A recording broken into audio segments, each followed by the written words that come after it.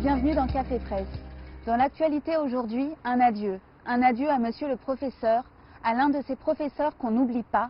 Un adieu à Samuel Paty, le nouveau visage de la République, selon les mots d'Emmanuel Macron.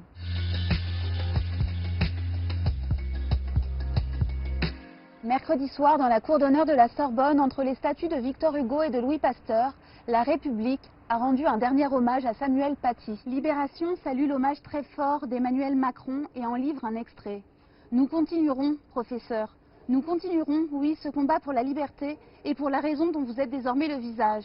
Parce qu'en France, professeur, les lumières ne s'éteignent jamais. Emmanuel Macron s'est refusé à évoquer les auteurs et les complices de cet abominable attentat et a préféré nous parler de l'école de la République qui, je cite, défend la liberté, porte haut la laïcité et ne renonce pas aux caricatures. Dans le Figaro, le temps de l'émotion doit désormais faire place à celui de l'action. Et maintenant, que fait-on ? Titre le quotidien de droite, au-dessus d'une photo de la Sorbonne et son écran géant qui retransmettait la cérémonie à une foule d'anonymes venus rendre un dernier hommage à Samuel Paty. Le Parisien nous parle d'une histoire qui se répète et égrène la longue liste des lieux qui ont recueilli nos larmes ces dernières années. Toulouse et Montauban, en hommage aux victimes de Mohamed Merah en 2012. La préfecture de police de Paris, pour pleurer Xavier Jugelé. Les Invalides et son hommage aux victimes du Bataclan en 2015 et à Arnaud Beltrame en 2018.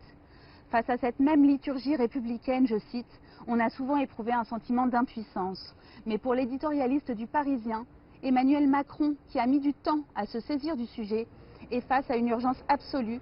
La symbolique de l'assassinat d'un professeur qui enseigne la liberté d'expression à ses élèves oblige à agir sans faiblesse. Si l'hommage d'Emmanuel Macron semble avoir convaincu et ému, on apprend toujours dans le Parisien que Jean Castex a de son côté rendu un hommage plutôt maladroit à l'éducation nationale. Estimant cette dernière précieuse et choyée par la majorité, il s'est attiré les foudres de la profession.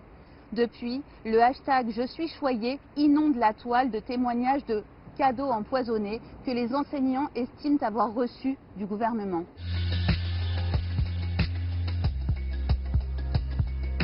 Maladroit, le prédécesseur de Jean Castex ne l'a pas été, alors qu'il était entendu par les députés sur sa gestion de la crise sanitaire. Au contraire, si l'on en croit l'analyse du Parisien, Édouard Philippe a su, avec pédagogie et habileté, éviter les questions fâcheuses lors de son audition. Autorisons-nous l'humilité de dire que la crise n'est pas finie et qu'il est délicat de dire ce qui aurait été un succès ou un échec, s'est-il défendu. Une posture qui laisse sur leur faim quelques députés qui attendaient davantage de précision, comme sur le niveau critique de stock de masques sur lequel il a été plusieurs fois interrogé, mais a botté en touche presque autant de fois. Pendant qu'on auditionne nos responsables politiques, la recherche continue et redonne espoir. Le Figaro rapporte les résultats d'une étude mettant en évidence le rôle des groupes sanguins face au Covid. Et pour les personnes de groupe O, le risque de contracter la maladie est 20% plus faible et les conséquences moindres pour ces patients. Dans le Parisien, on parle d'un médicament qui permettrait, lui, de réduire de 50% le risque d'être admis en réanimation et de 33% celui d'être intubé. Si la bataille est loin d'être gagnée, ces résultats nous offrent le droit d'espérer.